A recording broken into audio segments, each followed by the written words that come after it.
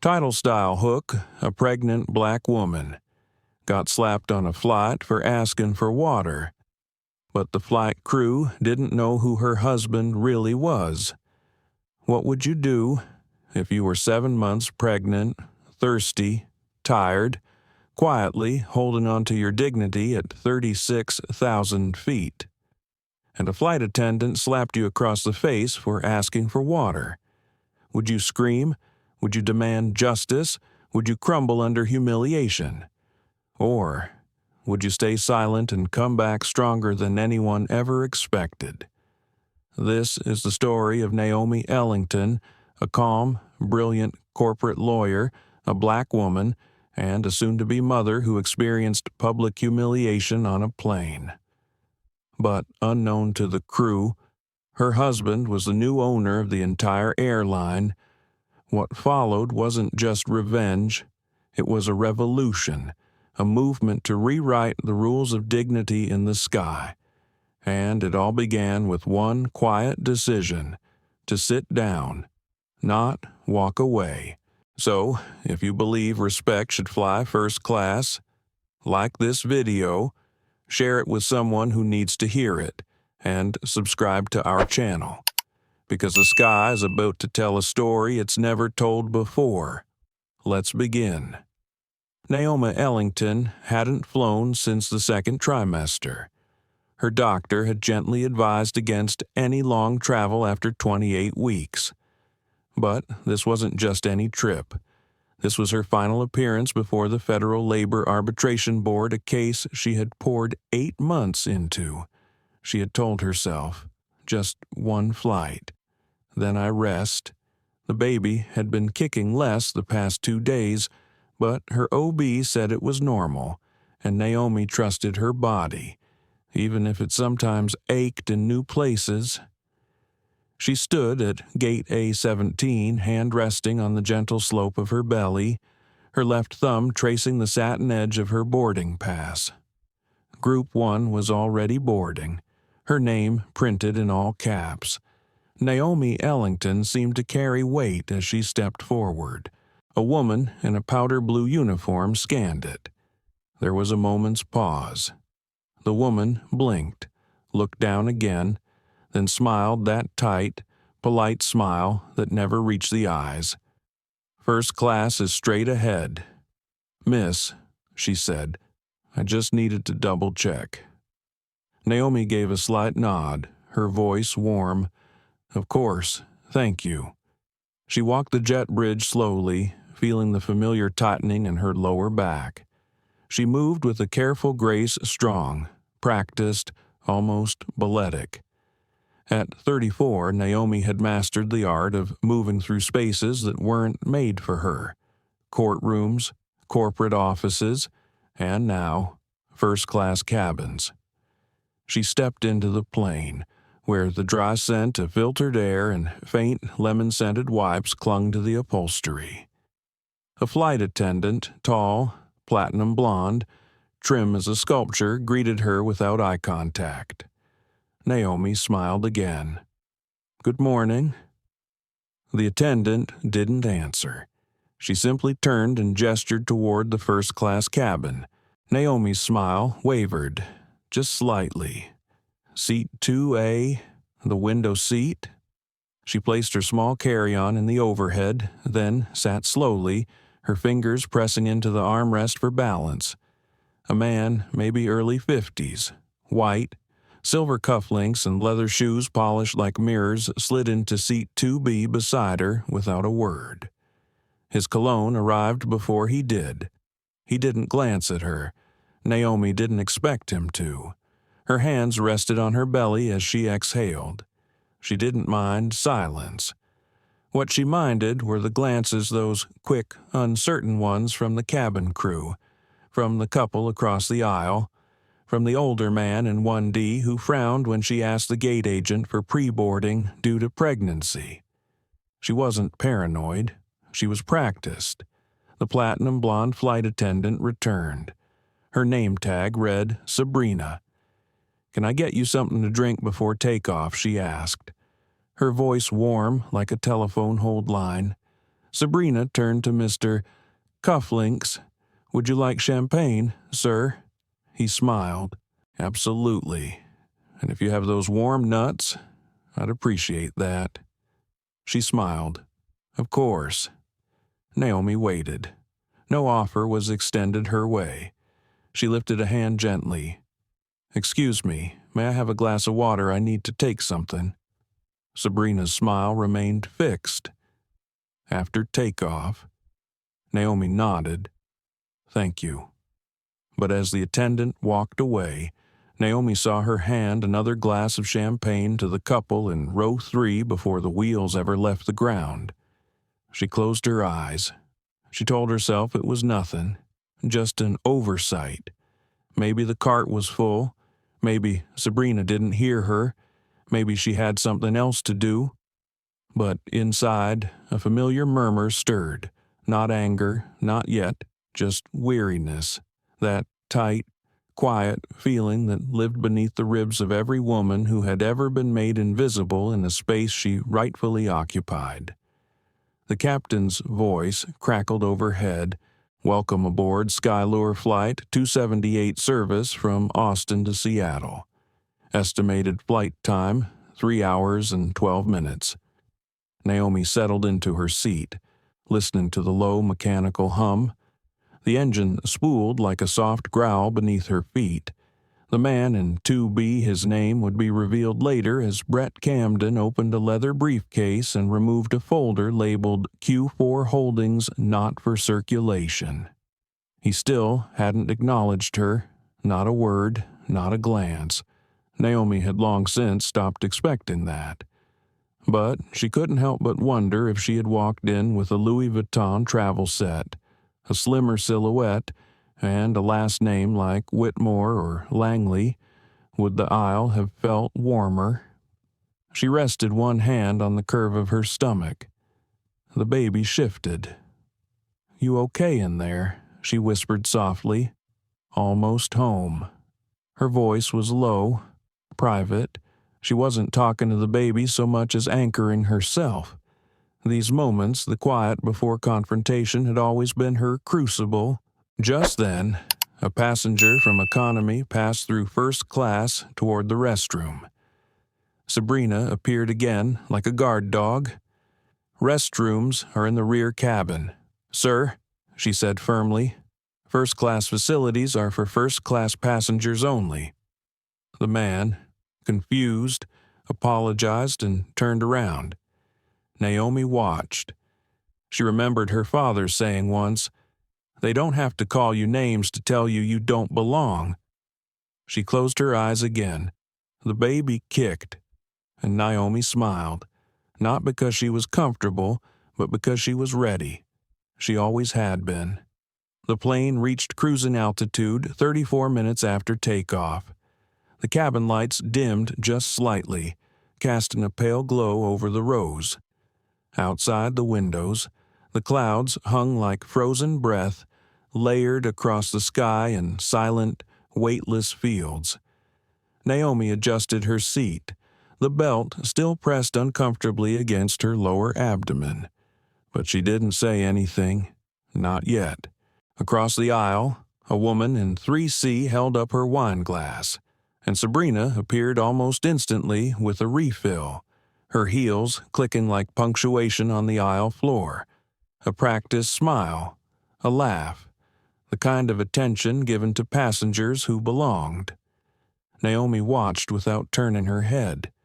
She lifted her call button again, pressed it once, waited. 5 minutes passed. No one came. She pressed it again. Still nothing. She turned to Brett Camden in 2B. His gaze was locked on his laptop. A bar graph glowed across his screen. He hadn't so much as tilted his body toward her. His shoes were crossed neatly beneath the seat. Polished. Expensive. Naomi opened her mouth to speak, then closed it. "Don't give them a reason," she told herself. "Don't be the difficult one. Not when you've come this far." But the tightening in her lower belly hadn't eased. She shifted again, slightly, trying to release the pressure.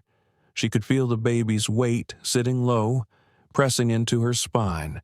Her water bottle, the small complimentary one from the lounge, had run out over an hour ago. She needed water, not just to stay hydrated. She needed to take her iron pill. Her OB had been clear. Keep your levels steady or the headaches return. Naomi glanced back toward the galley. Still no one. 2 rows back, a man lowered a camera into his lap. Micah Reyes had boarded in economy and paid for a last-minute upgrade into first class after a canceled gig in Houston. He wasn't sure why he'd done it. Maybe he just needed the quiet. Maybe something else. Micah was good at reading the room, and what he saw, from the moment Naomi had boarded, made something ache in his chest. She wasn't loud, she wasn't rude, she wasn't even asking for much. But the way they looked through her like she was fog on the window, not worth wiping away that wasn't new, it was just quiet enough that no one could call it out without being told they were imagining it. Except they weren't. Micah reached under his seat and powered on his camera again, quietly, angling it just enough to catch the cabin without pointing directly at anyone, just in case. Naomi finally stood. Her seatbelt clicked loose, and she rose slowly, steadying herself on the armrest. The shift in pressure made her spine throb.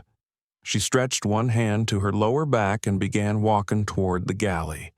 She was calm, purposeful, but even that movement drew eyes. Sabrina appeared almost immediately. "I need you to remain seated," she said. Her voice was clipped. Naomi met her eyes. "I've pressed the call button twice. I just need a glass of water. We'll begin cabin service shortly." Sabrina replied. "I'm pregnant," Naomi said softly. "I need to take my supplement." Sabrina's eyes narrowed, just slightly. "You'll need to wait until we've cleared beverage prep." Naomi's hands were shaking, just a little. She hated that. The shake, the way her body betrayed the calm she felt inside. "I'm not asking for wine," she said. "Just water." The attendant crossed her arms. "You're being disruptive," she said. "Go back to your seat." Naomi took a deep breath. Her voice remained even. "I've asked 3 times, respectfully. I'm 7 months pregnant and feeling lightheaded. Please," Sabrina stepped closer. "Back to your seat. Now." The tone was sharp enough to pierce conversation around them. A few heads turned. Naomi stood her ground, her heart pounding now, not from anger but disbelief. "I can walk to the restroom if needed," she said, "but I will not be dismissed like a child." Sabrina's lips parted. Then, without warning, she lifted her hand and pointed just inches from Naomi's face. "Don't raise your voice," she hissed. "I will have the captain informed." "I haven't raised my voice," Naomi said, stunned. Sabrina leaned in. "You people always push it," she said, just low enough for Naomi to hear. Naomi blinked. She felt it like a slap. Not physical, not yet, but the kind that lands in your gut. Micah slowly raised his camera. "Excuse me," Naomi said louder now, her voice cracking from disbelief. "Did you just say?" Sabrina stepped forward fast, sharp, and shoved Naomi back toward her seat with one hand flat on her shoulder. It wasn't hard, but it was enough. Enough for Naomi to stumble, enough for the baby to shift suddenly inside her, enough for half the cabin to gasp. Naomi caught herself on the edge of her seat. A single moment passed. Heavy. Unmovable. Micah snapped the shutter. The sound cut through the cabin like a match being struck. Naomi looked up, eyes wide, not afraid, not confused, just done. "You put your hands on me," she said. Her voice was steady now, almost too quiet. I will be filing a formal complaint."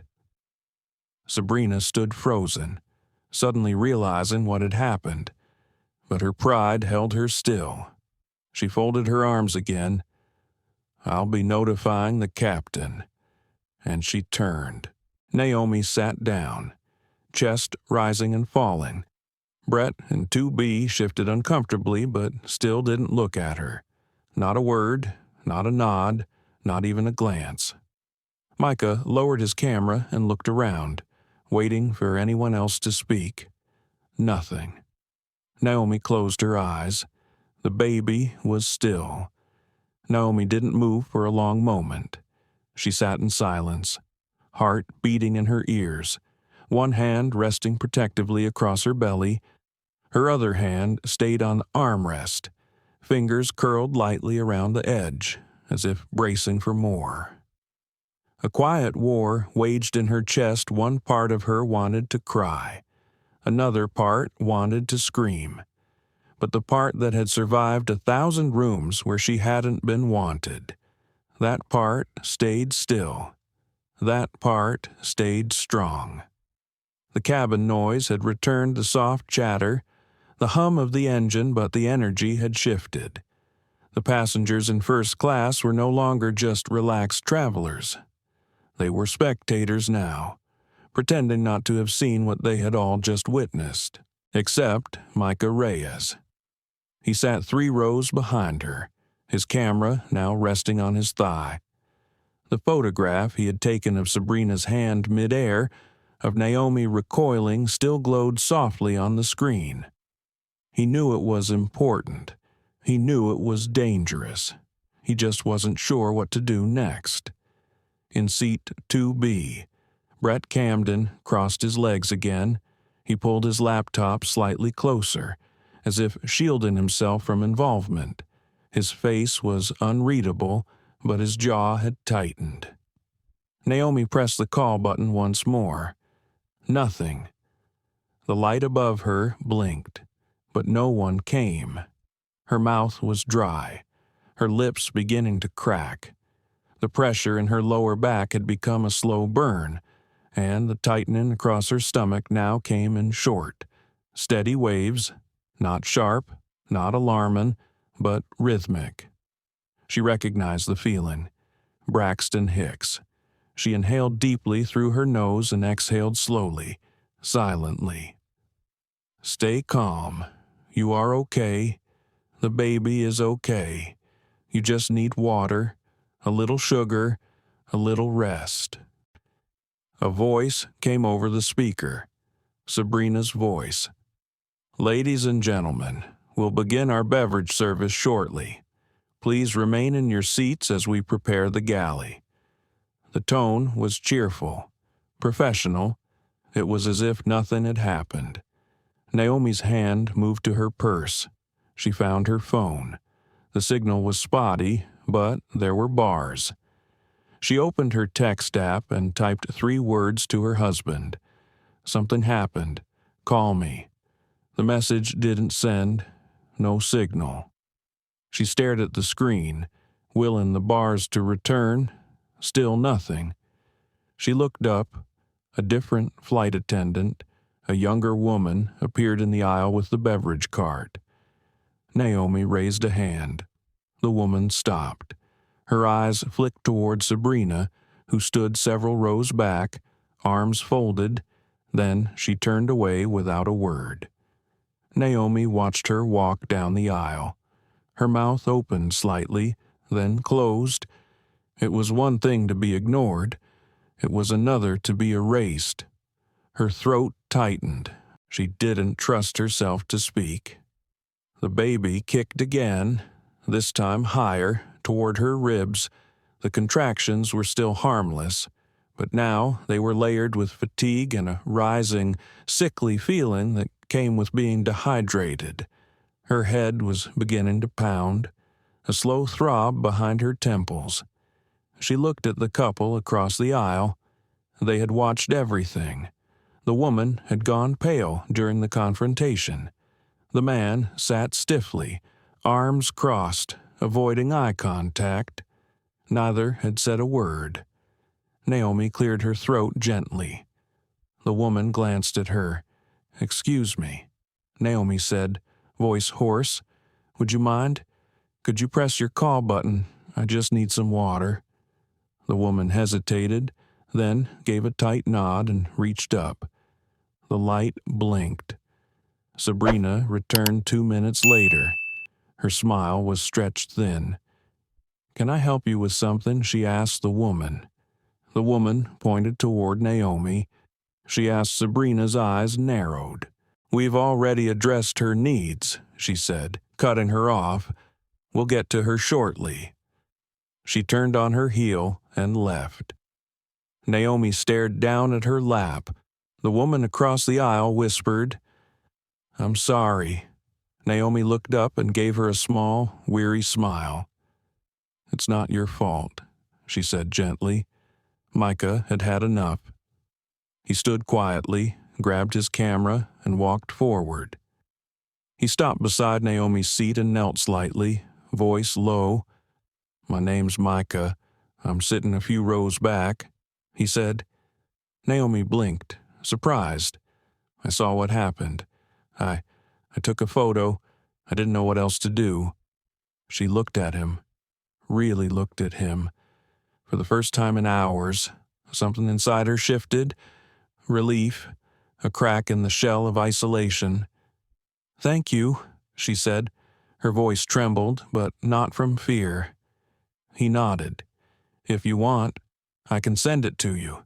Or I can post it, or hold it for whatever you need. It's your call." She nodded slowly. "I don't know yet," she said, "but thank you." Micah stood up and returned to his seat. Naomi's phone buzzed weakly in her palm. Signal returned, 3 bars. She tapped again. Something happened. "Call me.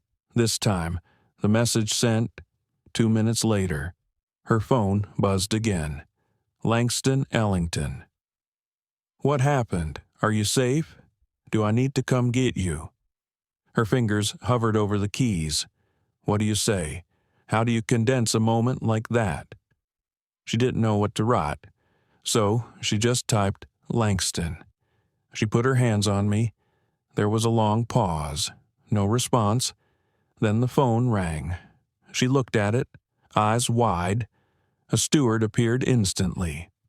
"Phones must remain on airplane mode," he said. "Already reaching." Naomi clicked decline. The phone stopped ringing, but Langston now knew. And if there was one thing Naomi knew about her husband, it was this. Once he knew, everything changed. She sat back and closed her eyes. The next contraction was stronger than the last. Her breathing deepened, but this time, it wasn't just for the baby. It was for herself. To stay steady, to stay present, to remind herself she wasn't invisible, not anymore. The flight was calm, too calm, Naomi thought. The engine's hum was hypnotic, almost drowning out the ache in her spine and the slow, tightening pulses now radiating from deep in her belly. The pain wasn't sharp, but it was persistent, like a whisper brushing the back of her ribs. Not enough to sound the alarm, but enough that she could no longer pretend her body wasn't warning her. She shifted in her seat again, carefully adjusting her legs, one hand holding the armrest, the other wrapped around the fullness of her belly. The baby was awake now. She could feel the faint flutters, repositioning, unsettled. Her mouth was dry. She pressed her tongue against the roof of it and tasted nothing, just cotton and bitterness. She had waited long enough. Naomi reached for the call button again. This time she held it. She wasn't asking any more. Sabrina appeared slowly, as if summoned by sheer reluctance. Her smile had disappeared. What replaced it was a practiced blankness, a hospitality mask drained of pretense. "Yes," she said. Naomi lifted her chin, kept her voice measured. I'm dehydrated. I've asked multiple times for water. You've ignored me, and you've physically blocked me from accessing basic needs. That's not just unkind, it's negligent." Sabrina crossed her arms. Naomi could feel eyes on her now. The passengers across the aisle had turned their heads slightly. Even Brett Camden in 2B finally shifted in his seat. But he still didn't speak. "I'll notify the captain," Sabrina said. Naomi didn't flinch. "Do that, and I'll notify my attorney. I'd prefer to resolve this here, now, civilly, but I will not be dismissed again." Sabrina's cheeks flushed with a slow, creeping red. "Are you threatening me?" she asked loudly. Several heads turned. Naomi stayed calm. Her tone didn't change. "No, I'm requesting water." Sabrina leaned down. "Too close. You people always find a way to make things difficult." Naomi blinked. She couldn't believe she'd actually said it. Not a whisper, not behind closed doors. Out loud, in first class, mid-flight, there was no way anyone could pretend they hadn't heard. "You people," Naomi repeated, voice like glass. A man in row 3 looked up. Micah was already standing. His camera was on again, resting on his chest. Sabrina glanced at him and faltered, but only for a second. "You're disturbing the cabin," she snapped at Naomi. "I've been silent for 2 hours," Naomi replied. "Sit down," Sabrina ordered. "You're becoming a security issue." Naomi stood instead, slowly, deliberately, her belly now fully visible, round and unmistakable. "I'm 7 months pregnant. I need hydration, and I'm not going to ask again." Sabrina stepped forward, blocking her path. Something flickered in her face, rage, control, something deeper, uglier. Then it happened. Sabrina raised her hand and slapped Naomi across the face.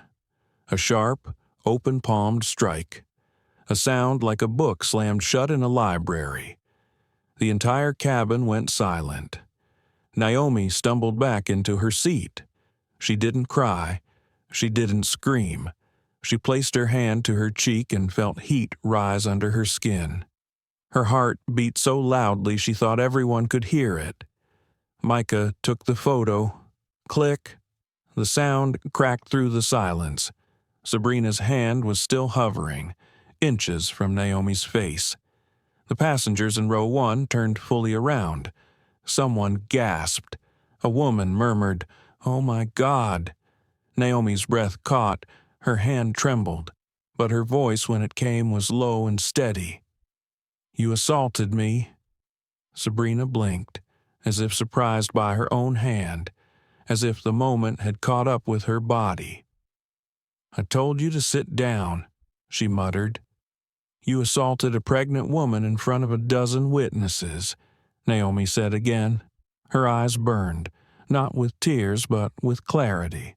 "I want the captain. Now." Sabrina turned and walked away in stiff, mechanical steps. Micah stepped forward, kneeling down beside Naomi again. "Are you okay?" he asked, voice quiet. She nodded, barely. The cheek was still red. The baby kicked again, hard. Micah looked back toward the galley. "I have the photo. I have everything." Naomi exhaled. Her voice came out as a whisper. "Don't post it yet. Please, I want my husband to see it first." He nodded. "I'll hold it. But if they twist the story," Naomi's jaw clenched, "they will." A voice came over the intercom. "Ladies and gentlemen, this is the captain speaking. Due to a mid-cabin passenger disturbance, we will be making an emergency landing at Salt Lake City International. Estimated arrival time is 25 minutes. Gasps rippled through the cabin. The man in 2B finally looked over. For the first time since takeoff, Naomi stared at him. Not with anger, but disappointment, the kind of disappointment that lingers longer than rage. And then she turned away. 2 more flight attendants arrived. They didn't speak to her. One gently guided Sabrina toward the rear cabin. The other stood silently near Naomi's seat, watching her. Naomi looked out the window. The clouds below had thinned. Mountains stretched out like cracked bone beneath the sky. She placed her hands on her belly. "It's okay," she whispered. "I've got you." The aircraft tilted slightly. The descent had begun. Her phone buzzed softly. A message from Langston. "Talk to me. Naomi, what happened?" She typed only 2 words. "She slapped me." A moment later, 3 dots appeared on the screen. Typing, then stopped, then started again. Finally. "Where are you landing, Salt Lake?" 20 minutes. I'm coming." Naomi held the phone tightly in her palm. The new flight attendant, young, brown-skinned, nervous, approached her slowly. "Ma'am," she said, Can I get you something?" Her voice wavered. Naomi looked up. "Yes," she said, "water." The landing was smoother than it should have been. As the wheels kissed the tarmac in Salt Lake City, the cabin remained hushed, a kind of uneasy stillness settling over the first-class section like fog on cold glass. No applause, no relieved laughter, only tension, thick, restrained, and everywhere. Naomi sat perfectly still in her seat, one hand gently resting on her belly, the other curled loosely over the edge of the tray table, as if letting go of it might cause her to fall. The swelling in her cheek had dulled to a quiet throb. Her heart, however, was louder now, steady but strong, like the toll of a distant bell. She could still feel the sting in her skin, but more than that, she felt the eyes. Some stared openly, some pretended to look away, but all of them knew what they had seen. She was the only black woman in first class, the only pregnant passenger, and now the only person being escorted off the aircraft. The door hissed open. The jet bridge extended. 2 airport security officers appeared in the aisle, one tall, the other shorter with a notepad already in hand. They wore reflective vests and neutral expressions. Civil, controlled. "Mrs. Ellington," the taller one asked. His voice was flat, but not unkind. "Yes," Naomi answered. "We need to speak with you just briefly. If you could step off the plane with us." The shorter man didn't look at her. He was already looking past her, likely rehearsing the report in his head. Words like noncompliance, escalation, and crew safety probably floated behind his eyes like ghosts. Naomi stood, her movements careful. "I will come," she said quietly, "but I would like to request medical attention. I was physically assaulted, and I have a witness." Micah stood as well. "She's telling the truth," he said, holding his camera by the strap. "I saw everything. I have it on photo and video." The officers paused. "Sir, we'll take your statement shortly," the taller one replied. Naomi gathered her bag slowly. No one helped. Not Sabrina. Not the flight attendant who had stood silently watching. Not Brett and 2B, who now stared at the floor like it had something new to say. As Naomi walked past row 3, the woman across the aisle mouthed something. "I'm sorry." Naomi nodded, just barely. She was too tired to respond. The jet bridge felt colder than she remembered. Fluorescent light spilled in from every direction, harsh and sterile. She walked slowly, the officers beside her but not touching her. She was not handcuffed, not detained, but the humiliation walked a step ahead of her anyway.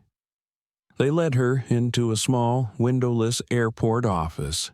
A chair, a table, a camera in the corner. The walls were off-white and smelled faintly of old coffee and disinfectant. "Do you need a paramedic?" the shorter officer asked. Naomi nodded. "Yes, I do." Her voice did not shake. She didn't cry. She would not give them that. They left her alone in the room for a moment. She reached for her phone again and dialed Langston. He answered on the first ring. "I saw the video," he said. "Micah posted it privately and sent me the link. Naomi, are you okay?" Her voice cracked then. "Just once. I'm trying. I'm already in the air." Langston said, "Charter, I'll be there in an hour. Do not speak to anyone else until I arrive. They already have me in a holding room. Do not sign anything. Do not apologize. I'm bringing legal counsel with me." There was a pause. "I'll handle this." She closed her eyes. Just hearing his voice settled something deep in her chest. A knock. She hung up. A paramedic entered, mid-40s, kind eyes, a steady voice. He checked her vitals, listened to the baby's heartbeat, took photos of the bruising on her cheek. "You should be resting," he said gently. "I can write that down, that you're not fit to continue travel. They can't force you back on that plane." "They're not going to," Naomi said quietly. "Not after this." Another knock. A man in a dark suit entered the room. His hair was slicked back, and a badge gleamed on his lapel. "Corporate security. I'm here to conduct an internal review," he said. "Ms. Ellington, I understand there was a misunderstanding." "There was an assault," Naomi corrected him. He adjusted his tie. "We're currently investigating the full incident. In the meantime, we'd like to extend our apologies and offer to rebook you on a later flight, in a separate cabin, for your comfort." Naomi stared at him. "No," she said. "Excuse me, I'm not flying Skylure again. I can assure you this was an isolated." Naomi stood. "You can assure me nothing. Your employee struck a pregnant passenger and you call it a misunderstanding. I suggest you stop talking until my attorney arrives." The man's jaw tightened. He nodded, but only barely. She sat back down. Minutes passed. The door opened again. Micah appeared, his eyes anxious but steady. "I told them I'm not leaving until I know she's safe," he said. Naomi smiled faintly. "You're a good man. I just couldn't sit there, not after that." He handed her a thumb drive. Backup of the photos and video, encrypted. "You came prepared," she said, a flicker of humor in her voice. "I've seen this kind of silence before," he said. "I'm tired of watching it happen." Another knock. This time, when the door opened, it was Langston. Naomi stood slowly. Her husband crossed the room in 3 long strides and took her in his arms. His embrace was firm, grounding. The tension that had lived in Naomi's shoulders all day finally began to loosen. "I've got you," he said. His eyes found the corporate agent still standing stiff in the corner. "Get me your CEO," Langston said calmly. "Now." The man blinked. "Excuse me." Langston's voice was still, even, but carried steel. "I said, get your CEO, or whoever's trying to keep their job today. You've made a very expensive mistake." Naomi stepped back slightly, her hand finding Langston's. "We're not going quietly," she said. Langston nodded. "Not anymore." The conference room inside Salt Lake City, International's private terminal, was too clean, too cold. No windows, one long polished table, a water carafe no one had touched. Naomi sat at one end, hands folded across her lap, the redness on her cheek beginning to fade but not forgotten. Langston stood beside her, not pacing, not speaking, just present, the calm before a storm he already owned. Across the table sat three people. One was the corporate security agent from earlier, now visibly uncomfortable.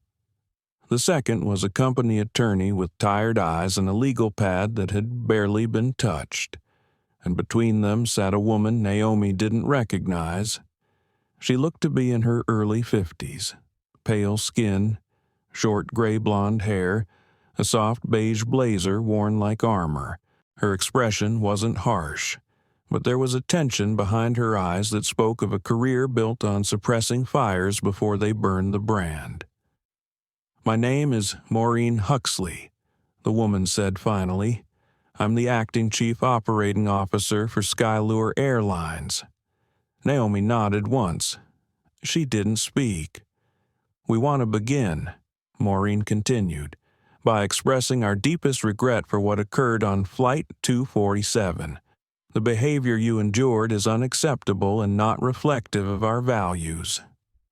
Naomi's eyebrow lifted slightly.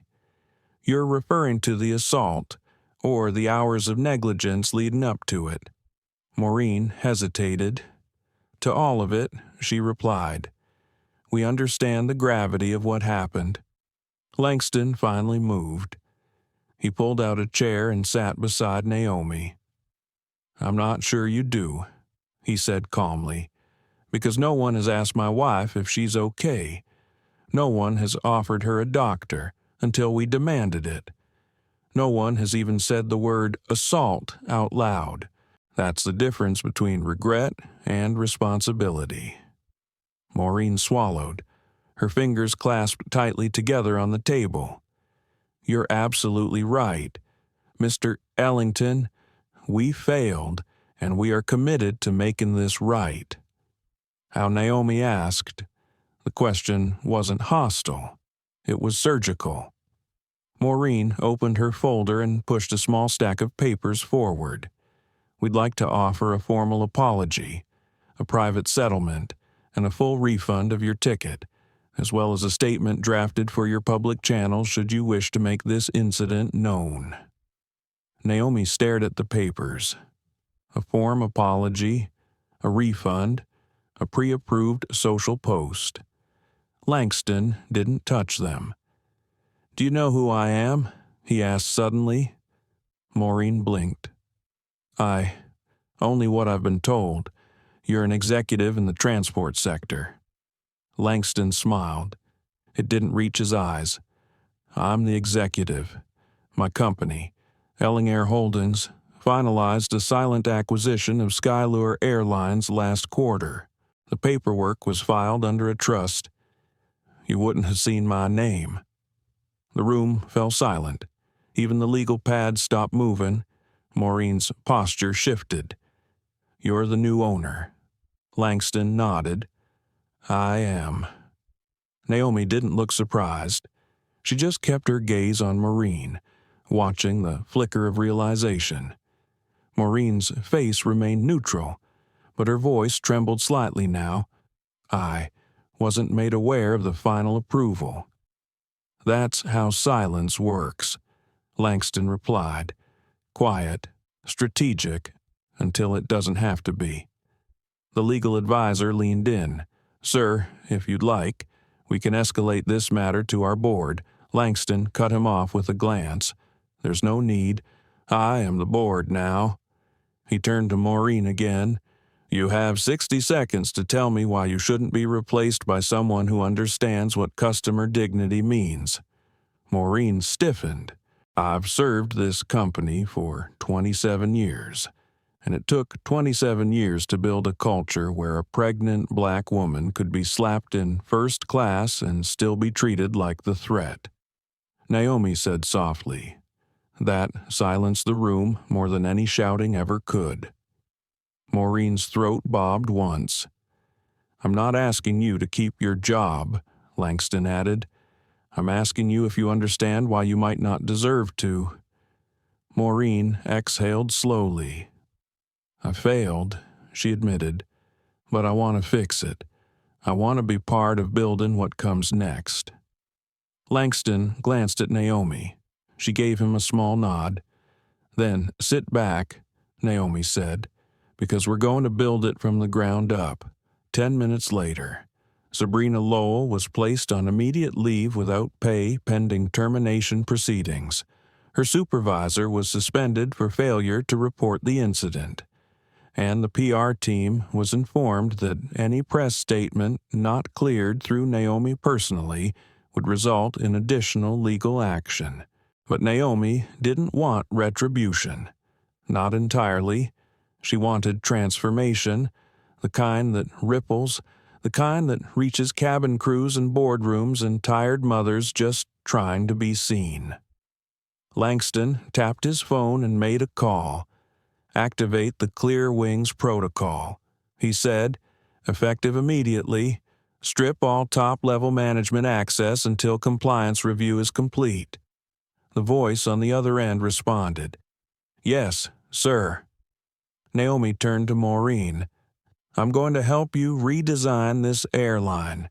From uniforms to training manuals to the language you use in every script, and it won't be performative.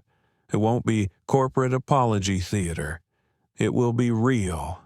Maureen looked humbled now. Not broken, just finally aware. "Thank you," she said quietly. Naomi rose from her chair. "I don't want thanks," she replied.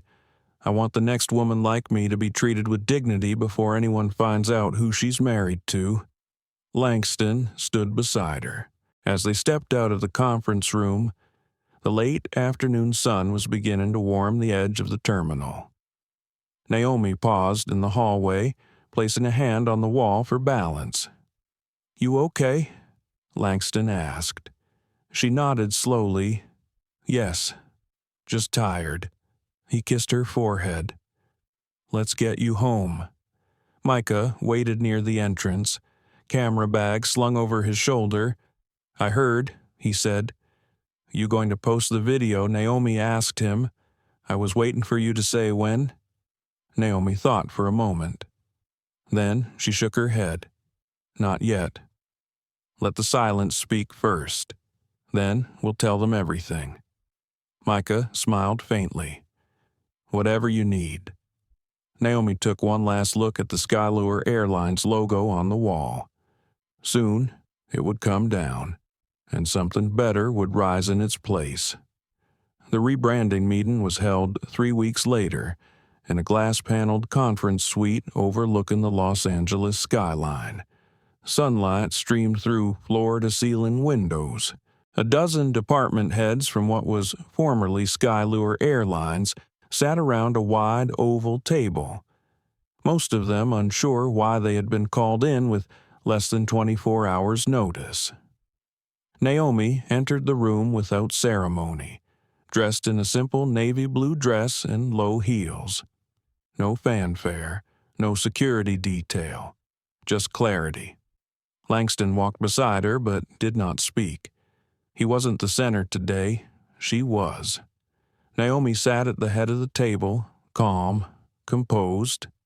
She placed a stack of folders beside her, opened her notebook, and looked around the room at faces she had never met, faces that had, until recently, controlled every word, every policy, every script read by every flight attendant in the air.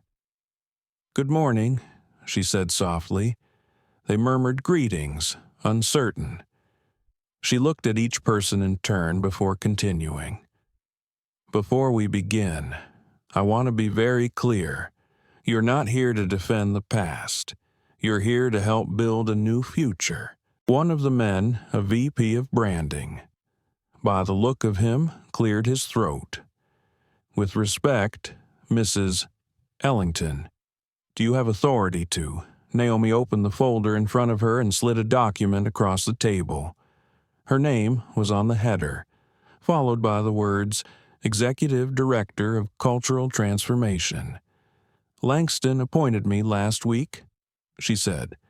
My role is full access, top clearance, and final review authority over every passenger-facing initiative. That includes uniforms, safety briefings, training manuals, tone of voice guides, and conflict response protocols. No one spoke. She didn't need them to. They were used to fixing problems with scripted apologies and HR memos. Not this. Not someone who had lived the consequences of their system and now had the keys to rebuild it. I don't want symbolism, she continued. I want systems. Policies that protect both staff and passengers. I want every flight attendant trained in conflict de-escalation by someone who's not afraid to speak about bias. I want sensitivity training rooted in lived experience, not checklists. A woman down the table, mid-30s, biracial, director of crew development, raised her hand gently. My name's Zora, she said. I've been trying to implement those things for years, but the budget always got cut. HR said it wasn't a priority. Naomi nodded. It is now. She paused. I know what it's like to sit on a plane in pain and be ignored, to ask for water and be treated like a problem. I know what it's like to be humiliated in public and still be expected to remain polite. But I also know this people don't remember apologies. They remember how you made them feel. She stood and walked toward the whiteboard at the front of the room. In simple, black letters, she wrote dignity, presence, truth. That's the new foundation, she said. Every script, every email, every tray of pretzels and cup of coffee that's handed to a human being will reflect these three values. The VP of branding adjusted his glasses, still hesitant. So, is this a PR campaign or a permanent shift? Naomi turned to him. It's a cultural reckoning, and it's going to start in the sky. There was a silence, but it was different from the silence on the plane. This one was full of thought, of change, of possibility. Langston finally spoke. She's not here as my wife, he said. She's here because I watched what she endured. And I knew immediately no one else could do this but her, not because she suffered, but because she saw through it. Naomi looked back out the window. Planes were taking off in the distance, one after another. Somewhere, a woman was boarding right now, a mother, a daughter, a teacher, a nurse. Maybe she was traveling alone for the first time. Maybe she was scared. Or maybe, like Naomi once had, she carried something sacred beneath her ribs, a life not yet born, but already deserving of respect. She turned back to the room. We are no longer Skylure Airlines, she said. That name will retire, along with every outdated policy it protected. A new logo was unveiled, simple, elegant, a horizon line shaped like outstretched wings. The name beneath it, Horizon Sky Airways. Zora blinked. It's beautiful, she whispered. Naomi smiled gently. The sky belongs to everyone, but we're going to start acting like it. Over the next 2 hours, the team mapped out timelines, action items, and rollout phases. Naomi was methodical, but never rigid. She listened, she adjusted, but she never compromised on one thing: dignity was not optional. When the meeting ended, most of the team lingered, not out of obligation, but out of momentum. Zora walked up to Naomi as the others began to leave. I've waited 10 years for someone like you to walk into this room, she said. Naomi reached out and took her hand. I didn't plan to be here, she replied, but I'm not leaving until this place becomes what it was always meant to be. Later that evening, Naomi sat on the rooftop of their home with Langston.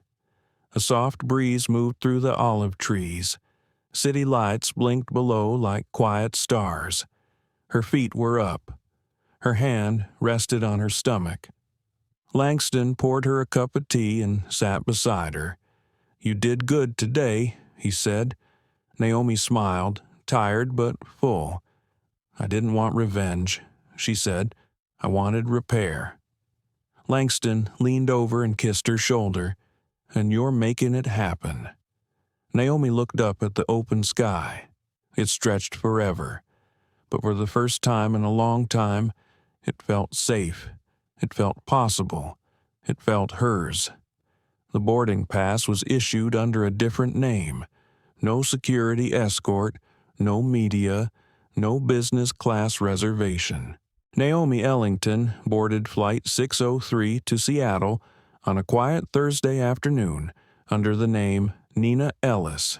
Window seat, row 14 economy class. It had been exactly 30 days since she was slapped on a plane. 30 days since silence had cracked like glass. And now she was back not to inspect, not to supervise, but to feel, to listen, to know whether the work they had started had reached the people who mattered most, the passengers and the crew. She wore jeans, a soft cardigan, and her hair pulled back in a loose bun. Nothing about her appearance signaled authority. That was intentional. She wasn't here to be noticed. As she walked down the jet bridge, Naomi inhaled sharply. The scent of aircraft fuel, the chill of the cabin, the recycled air, all of it flooded back not as fear, but memory, still sharp, still real. A young flight attendant greeted her at the door. He smiled, placed a hand gently over his heart, and said, "Welcome aboard Horizon Sky. We're honored to have you." Naomi blinked. The words were simple, but the difference was unmistakable. She smiled softly and nodded. "Thank you," she replied. She found her seat, tucked her small tote beneath the chair, and fastened the seat belt across her belly. The baby shifted slightly. She placed a hand over the movement. "I've got you," she whispered. The plane filled slowly. An older couple took seats beside her, polite, quiet. Across the aisle, a young woman with a toddler struggled with her carry-on. One of the crew members, a middle-aged woman with silver braids and warm eyes, stepped in quickly to help her stow the bag and buckle the child's seat. Naomi watched, noticed, noted. The pre-flight announcements came on not robotic, not rushed. Instead, a recorded voice with gentle tone welcomed passengers not just to a destination, but into a space of respect. It was one of the scripts Naomi herself had rewritten. When the flight took off, Naomi closed her eyes. She thought of all the hours spent in the redesign lab, rethinking seat assignments for passengers with disabilities, adding empathy-based scripts for conflict moments, training supervisors to recognize silent suffering, and yet she still wasn't sure. Could you really change an entire culture in a month? Could you unteach decades of indifference? The seatbelt sign blinked off. She stood to stretch her legs and walked slowly toward the rear galley. It was quiet back there, except for a flight attendant preparing trays. He looked up when he saw her. "Hey there," he said with a smile. "Need anything? Just stretching." Naomi replied, "You and baby both, huh?" She chuckled. "Exactly." He reached into the drawer and pulled out a cold bottle of water. "On the house," he said. "Hydration is policy number 1 now." Naomi raised an eyebrow. "New rule." He nodded proudly. "New leadership. We were told from day one no one should have to beg for kindness at 30,000 feet. That line stuck with me." Naomi blinked. Her throat tightened unexpectedly. She took the bottle slowly. "Thank you." He lowered his voice. You know, it's wild. The whole company's different. It's like someone turned on the lights. We even got rid of the phrase problem passenger. They told us to assume someone's hurting before assuming they're hostile. It changed everything. Naomi smiled, trying not to show too much. You think it'll last? She asked gently. He tilted his head, thoughtful. If the people at the top keep showing up like they care, yeah, I do. She nodded, thanked him again, and returned to her seat. As the flight continued, Naomi noticed more, small things. The flight attendant knelt to speak to a crying child rather than scolding. The pilot made a personal announcement, welcoming new travelers. The seatback literature now included a page called Passenger Bill of Dignity, and no one looked at her like she didn't belong. No sideways glances, no subtle shifts, just space, acceptance, warmth. As the plane began to descend into Seattle, Naomi pulled out a small leather notebook from her bag and began to write. The clouds below parted. She could see the water glistening beneath the wing. She wrote down a single sentence. Dignity isn't theory, it's practice. It's who we choose to be when no one is filming. The tires touched down, soft, steady. Applause broke out from the toddler in row 15, followed by giggles from a few nearby passengers. Naomi smiled. As the aircraft taxied to the gate, the captain made one last announcement. We know you have many choices when you fly, and we're honored you chose Horizon Sky. This airline is still becoming. You are part of that story. Naomi blinked back tears. Still becoming. She stayed in her seat as others disembarked. She didn't rush. As she exited the plane, the flight attendant who had handed her the water smiled again. Thanks for flying with us, he said warmly. Hope we treated you well. Naomi paused. She reached into her pocket and handed him a small note. No signature. Just 5 words, handwritten in Lupin ink. You're exactly what we need. His eyes lit up as he read it. She kept walking, through the terminal, into the quiet hum of the gate, and finally into the arms of Langston, who waited by a pillar near the windows. You okay? He asked softly.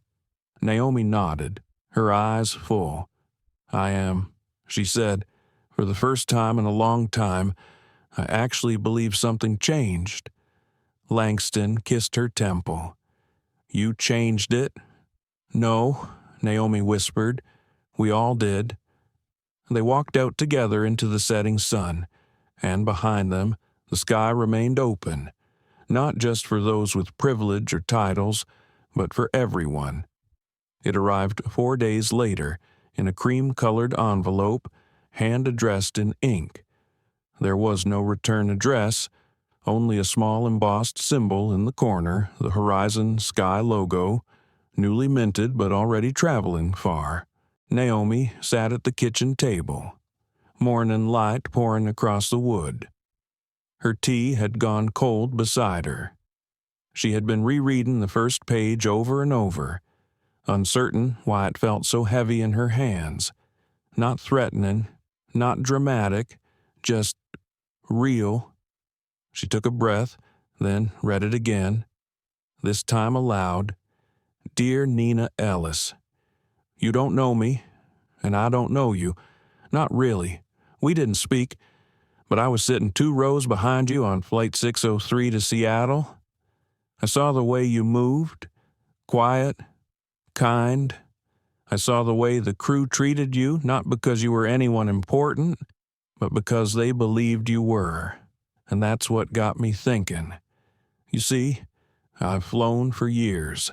I'm a teacher 26 years, mostly with kids who've never been on a plane, who've never seen beyond the block they live on. I've watched the world shrink for some people and expand for others. But something happened on that flight. It was different, softer, more human, like somebody rewrote the rules for how strangers talk to each other at 36,000 feet. I didn't understand it then, until I got off the plane, turned on my phone, and saw your face in a news article. I gasped, because suddenly everything made sense. You weren't just a passenger. You were the woman who got slapped for asking for water, the woman who didn't scream, didn't demand, but changed everything anyway. And now I understand why the crew seemed so grounded. They weren't following a new script. They were following you. Thank you, not just for what you endured, but for coming back. That's the part that wrecked me. You came back. Most people who are hurt walk away. But you boarded again, sat among us, not above us, and made sure we knew we mattered. That's a kind of bravery I don't know if I have, but I hope my students will. With respect and deep admiration. Maria Jennings, 5th grade teacher, Boise. Idaho, Naomi exhaled as she folded the letter again, her fingers lingering on the edges. Her eyes were wet, not from grief, but from recognition. This was the proof she hadn't known she needed, that her presence mattered even in silence. Langston entered the kitchen, still in a t-shirt, rubbing sleep from his eyes. "You've been up a while," he said, voice low. Naomi nodded, handing him the letter without a word. He read it slowly. By the end, he set it down gently, then looked at her across the table. "Do you want to reach out to her?" he asked. Naomi was quiet for a moment. "I don't think I need to," she said. "She already gave me what I didn't know I was waiting for." Langston smiled. "You're reaching people you'll never meet." Naomi stared out the window at the pale blue sky. "That's how you know it's real," she said, "when the impact isn't performative, when it echoes without your name attached." She stood, walked to the drawer beside the fridge, and placed the letter inside a folder marked Horizon Sky Voices. It wasn't the only letter in there. There were now dozens, some handwritten, some typed, some emailed to the company's public inbox and forwarded to her by Zora. They came from pilots, passengers, gate agents, single moms, retired nurses, and even a man who had once been denied boarding for appearing unstable due to his disability. He wrote that, on his last Horizon Sky flight, a crew member crouched beside him before takeoff, placed a hand on his arm, and said, "You're safe with us. Tell me how I can help." Naomi didn't respond to most of them. She didn't need to. The silence she once fought through had been replaced with a new kind of noise, the sound of people remembering their worth. That evening, she met Zora for dinner near the Horizon Sky downtown office. It was their first time seeing each other outside the conference room. They sat in a quiet booth, sipping iced tea and laughing over how many acronyms corporate loved to invent for simple acts of kindness. "They're calling the Passenger Bill of Dignity the PBD now," Zora said, grinning, "like it's a software update." Naomi chuckled. "That's what it takes to make them memorize it? I'll allow it." They laughed again, the easy kind of laughter between women who had both survived different versions of the same system. Then Zora leaned in, her voice softening. "Naomi, I don't know if anyone said this to you plainly, but what you did, you've changed how people think about air travel." Naomi raised an eyebrow. "It's just an airline." "No," Zora replied. "It's more than that. Airplanes are one of the few places where the rules of society are compressed into metal and time. Power, status, fear, control, and when someone gets humiliated up there, it echoes." Naomi went quiet. Zora continued. You didn't just build a better airline. You reminded people what it means to travel with grace. You reclaimed the sky. Naomi swallowed, the emotion catching in her throat again. It still surprised her how a quiet letter or a kind word could land harder than any corporate apology ever could. She looked down at her belly, then back at Zora. I just hope my daughter grows up in a world where her seat isn't questioned. Zora reached across the table and squeezed her hand. She will. And in that booth, beneath soft light and clinking silverware, two women built another brick into the foundation of something unshakable. Not a company, a movement. The Horizon Sky Training Center sat just off the runway in Long Beach, California. Once a decommissioned logistics facility, it had been transformed into a sleek, open campus with flight cabin simulators, empathy-based learning rooms, and a mural in the main hallway that read in bold blue letters, "The sky doesn't belong to the loudest. It belongs to the just." Naomi paused beneath that mural the first time she walked in. It was quiet in the hall, the kind of quiet that held breath. She hadn't come as a keynote speaker or a figurehead today. She wanted to meet the newest class of recruits, the next generation of flight attendants who would carry the vision she helped build, not as policy, but as practice. Zora greeted her at the entrance, clipboard in hand and radiant with nervous energy. "They're in room 3B, she said, walking beside Naomi. "It's a smaller class, just 9 trainees, mostly women. One is a military veteran, another was formerly unhoused. Some of them took this job hoping for something stable. Others, they want to be part of the change." Naomi nodded, and they know what happened. Some do, some only know the surface version. They reached the glass doors of the training room. Inside, 9 people sat in a semicircle, notebooks open, eyes wide. Naomi entered quietly, offered a small wave, and took a seat in the empty chair Zora had placed for her. She didn't introduce herself right away. She just sat, watched, listened. Zora led the session, asking each trainee to speak briefly about why they had joined. "I used to work in retail," one woman said. "People treated me like I didn't exist. I want to give someone the opposite feeling now. I lost my mom on a flight once," said a young man. "A heart condition. The crew, they panicked. I want to be the kind of person who knows what to do. Not just medically, but emotionally." Each voice held a quiet flame. Then it came to the final person.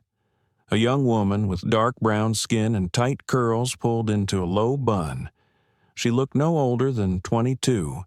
Her badge read Maya Jameson. She hesitated before speaking, her eyes flicking briefly to Naomi's. "I joined because I saw something on the news a few months ago," she began softly. "A black woman, pregnant, first class. She got slapped by a flight attendant. And she didn't scream. She didn't sue for millions. She came back and changed the whole system." The room went still. Naomi didn't move. Maya looked down at her hands. "What hit me the hardest wasn't the slap. It was how calm she was, like she'd already survived worse, like she was used to being mistaken for a problem." Zora glanced at Naomi, unsure if she should step in, but Naomi nodded. Let her finish. Maya continued, voice trembling but steady. "I was kicked off a flight once, 2 years ago. I was wearing a hoodie, earbuds in, just waiting for takeoff. The man next to me said I looked suspicious. I got escorted off. No apology, no refund. I told myself I'd never fly again." She paused, but then I watched that woman's story, and I thought, maybe there's room for someone like me to help fix this. Naomi inhaled slowly, then she spoke. "Do you believe people can change?" she asked Maya directly. Maya nodded. "I have to, or I wouldn't be here." Naomi stood, walked to the front of the room, and turned to face them all. "My name is Naomi Ellington," she said gently, "and I'm the woman from that story." A ripple moved through the room. Maya's eyes widened. No one spoke. Naomi continued, her voice even. "I didn't come here today to inspire you, or to be thanked. I came here because I'm still learning how to heal, and I need to see with my own eyes that the change we're building lives in people, not just in policies." She looked at Maya. "You're not here to fix something broken. You're here to help grow something better. That's different. That's sacred." Maya's lips parted, but no words came. Naomi stepped closer, her eyes soft. "I'm sorry for what happened to you 2 years ago. You deserve better." Maya nodded, tears clinging to the edges of her lashes. "Thank you," she whispered. Naomi turned back to the group. "This isn't a job, it's a promise, that no one gets left behind in the aisle, that no one gets dismissed for the body they're in or the skin they wear, that every flight is a chance to say, 'I see you, I honor you, you belong here.'" She let the silence settle, then smiled. "You're going to be the reason someone breathes easier one day. Never forget that." The room erupted in applause, but it wasn't loud. It was warm, lasting, like a thread being tied. After the session, Maya waited by the door as the others filtered out. "Can I ask you something?" she said quietly. "Of course," Naomi replied. "Were you scared to get on the plane again?" Naomi didn't answer right away. She thought back to that moment, the ache in her body, the memory of hands on her arms, the crack of humiliation, the silence. "I wasn't scared of the plane," she said finally. "I was scared of going unnoticed, of being invisible in my pain." Maya nodded. "I get that." Naomi smiled. "Then we keep showing up. For each other." They embraced. A quiet, full-circle moment. Later, as Naomi drove home, the sun dipped beneath the skyline, painting the road gold. She reached over and placed a hand on her belly. "Did you see her?" she whispered. "The girl who said she saw me. That's why we do this." The baby shifted. Naomi smiled. Another promise. Still growing. The flight was supposed to be a simple round trip. Los Angeles to Phoenix. 1 hour there, 1 hour back. A quiet final gesture before Naomi stepped away for maternity leave. She'd boarded hundreds of times before, but this time felt different. The sky was overcast as the plane pulled from the gate. Light turbulence whispered through the frame as they climbed. Naomi had chosen a seat in row 8, left side, aisle, easy to move if she needed. Her OB had cleared her for travel, but she still checked her pulse every few minutes. Just habit, a soft chime. "Good afternoon. Folks, this is your captain. Weather's a little choppy ahead, but nothing out of the ordinary. We'll be cruising at 31,000 feet and landing on time in Phoenix." Naomi sipped ginger tea from her thermos. The seat beside her was empty. She pulled out her notebook, the same one she'd carried for months now. She flipped through pages of meeting notes, letters from passengers, sketches of reform pathways. On the last blank page, she wrote in clean cursive, "This sky tried to erase me once. Now it carries me." She stared at the words. Then the tremor hit. Not in the plane, inside her. A deep, sudden pull in her lower belly. Not pain, but pressure. Unexpected. Intense. She froze, placed both hands on her stomach. The baby shifted, but slower this time. She inhaled, held it, exhaled slowly. She reached up and pressed the call button. Within seconds, a flight attendant arrived, tall, black, in her late 40s, with a gold name badge that read, Danny. Naomi met her eyes. I just need someone to sit with me for a moment. Something doesn't feel right. Danny crouched instantly, one hand on the armrest, the other gently touching Naomi's wrist. Can you tell me what you're feeling? Pressure, not sharp, just sudden. You're how far along? 35 weeks. Danny didn't flinch. She reached into her apron, pulled out a bottle of water, handed it over without a word. Let's breathe together, she said. Naomi nodded. They inhaled, held it, released. Again. The turbulence increased slightly. The captain's voice returned. Folks, we've hit a bit of weather. Please remain seated with your seat belts fastened. Danny glanced at the seat belt. Let me loosen it for you just a notch, just enough. Naomi's breathing calmed. Then another shift, stronger. She pressed her lips together. I think I might need medical when we land, she whispered. Danny didn't panic. She didn't raise her voice.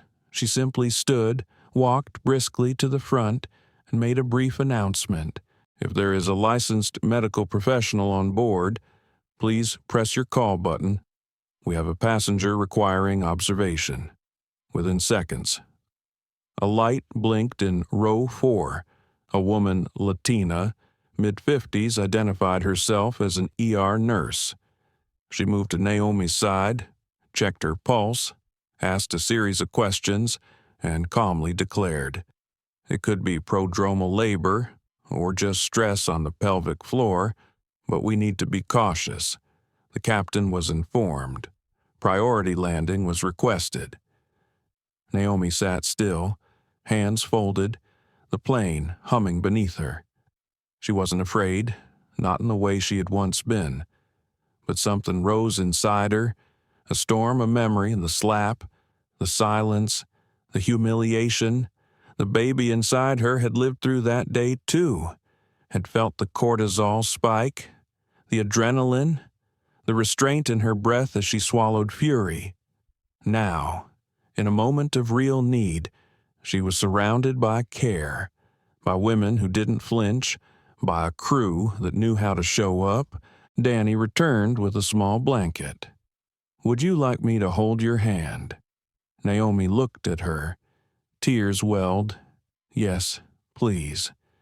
They sat like that for the next 20 minutes.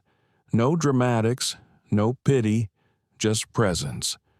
When the wheels touched down in Phoenix. The cabin broke into soft applause, not for the landing, but for the woman who had remained still in uncertainty and strong in silence. Paramedics were waiting at the gate. Naomi was escorted off last. Before she exited, Danny handed her a small note, folded neatly. Inside, in looping script, it read, You gave us the courage to care better. Today, we gave it back. Thank you for not leaving the sky. Naomi blinked, pressed the note to her chest, and whispered, You don't know what that means to me. She was wheeled to a medical center just off the tarmac. Vitals checked, baby monitored, false alarm, just strain, nothing more. The baby was fine. Her heart was strong. When Langston arrived, breathless and pale, Naomi was already sipping broth in the exam room. You okay? He asked. I am now. Langston sat beside her, brushing a hand over her curls. You ready to come home almost? Naomi said. There's one thing I need to do first. That night, Naomi wrote a letter, not to Danny, not to the ER nurse, to the baby. She wrote, My daughter. One day you'll ask me why I did all this. why I kept flying when it hurt, why I sat in rooms full of people who wanted to reduce me, why I built things when I had every reason to walk away. The answer is simple. Because you were always with me. Because you deserved a sky that wouldn't try to erase you before you ever learned how to fly. Because dignity doesn't start when you're grown. It starts here. And it starts now. She folded the letter, slipped it into an envelope, and placed it on the windowsill. The city below buzzed with lights, but inside that room, everything was still. Ready, steady, almost time. The delivery was long, 23 hours of labor, 12 of those steady, 6 of them excruciating, 5 that made Naomi think she'd splinter in 2, but she didn't. She breathed. She clenched Langston's hand. She remembered Maya's tears, Danny's calm eyes, Zora's steady voice, the letters, the passengers, the silence, the slap, the aisle, and then, through sweat, tears, and a cry that broke through the walls of the birthing suite. She arrived. 7 pounds, 8 ounces, brown curls, full lips, 10 fingers, 10 toes, already strong in her gaze. Langston held her first, then passed her gently to Naomi, who could barely see through the blur in her eyes. They didn't speak for a long while. There was nothing to say, only this weight in Naomi's arms, this warmth, this breathing miracle, this proof that something good had bloomed in spite of everything.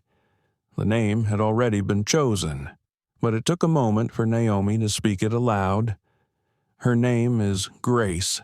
Langston smiled, kissed Naomi's forehead. Grace Ellington. It fit. It always had. News of the birth didn't leak to the press. There was no public statement, no photos posted. Naomi wanted this moment for herself, for her child, for something sacred that didn't need to be broadcast to be real. And yet, even in silence, the world moved. Horizon Sky continued its transformation. 3 new routes were added, all focused on underserved regional markets. A new listening council was formed, made up entirely of frontline staff and passengers from historically marginalized communities. The company launched a paid fellowship for students interested in aviation justice. And on a warm spring day, 8 weeks after Grace was born, Naomi stood once more on a small stage inside the New Horizon Sky headquarters in Atlanta, not as a lawyer, not as an executive, as a mother, as a woman who had lived the story others only read about. The crowd was small, intentional. Flight crews, janitors, ticket agents, cabin cleaners, luggage handlers, people who often got overlooked. She had asked specifically that they be invited first. She wore a soft gray blouse. Her curls were pinned loosely. No makeup, no armor. She held the microphone with one hand. The other rested on her heart. "I wasn't supposed to be here," she began. Not a single sound in the room. I was supposed to be a headline, a symbol, a scandal to scroll past. But I didn't want to be a symbol. I wanted to be safe. I wanted to be heard. And I wanted my daughter to live in a world where dignity isn't something you fight for. It's something you start with. She paused, took a breath. I was slapped on a plane for asking for water. But the pain didn't begin with the slap. It began with being unseen, with being inconvenient, with being judged before I was known. The audience leaned in, and yet I stayed. I got back on a plane, sat in a middle seat, chose to watch, to listen, to believe that this industry, this sky, could be different. She held up a small card, the kind placed in every seat back now. It read, "You belong at 36,000 feet." Naomi continued. This isn't a campaign. This is a culture. This is what happens when people decide that compassion is worth codifying, that justice can be operationalized, that equity isn't just an HR slide. It's who brings you your coffee. It's who answers when you cry out. It's who sees you when you're quiet and hurting and don't know how to ask. Applause began soft, real. She smiled. My daughter was born into this world because I refused to leave the sky the way I found it. And I believe that's something every one of you is doing right now. Every day you step onto that aircraft, or swipe your badge at that gate, or kneel to talk to a child instead of scolding them. She set the card down. And so I want to say thank you. Not because we fixed everything, but because we're still here, still showing up, still listening, still flying. She closed her eyes, then opened them again. I used to think the sky was a place where power decided who mattered. Now I know it's where we get to prove who we are, and my daughter Grace will one day board a flight and be greeted not as a question mark, but as a whole person, and that's because of you. The applause rose, not thunderous, but unified, steady, like wings. After the event, Naomi stepped outside into the sunlight. Grace was waiting in Langston's arms, wrapped in a soft blanket embroidered with tiny clouds. A young flight attendant, fresh out of training, approached. Nervous. Ms. Ellington. Naomi turned. The young woman blushed. I just wanted to say, I joined because of you. Naomi smiled gently. You didn't join because of me. You joined because you're brave. But I'm honored to walk this sky with you. They embraced, and then, for the first time in a long while, Naomi looked up. The sky was blue, clear, endless, and she didn't feel small anymore. She felt part of it, whole within it, not because it had changed completely, but because now it carried her story, her child, her name, Grace. In a world where injustice often travels in silence, Naomi Ellington chose to speak without shouting, to stay, when every part of her had the right to walk away. She was humiliated, not for who she was, but for who the world assumed she wasn't. But Naomi did not retaliate with rage. She returned with reform. She didn't fight to be seen. She became the reason others could be. And now, every seat back on Horizon Sky Airlines carries a quiet message. You belong at 36,000 feet. But here's the question we all have to ask ourselves. How many people have been erased mid-air without anyone watching? How many quiet humiliations have gone unspoken because someone didn't look like they belonged? Naomi's story is one of strength, of motherhood, of measured power, but above all, it is a story about what happens when we choose dignity over dominance. We hope this story made you feel something. If it did, if it stirred your heart, if it made you question the world we live in, please like this video, share it with someone you care about, and subscribe to our channel for more stories that matter. Because on this channel, we don't just tell stories, we change the altitude of how we see each other, and we'll be back with more. See you on the next flight.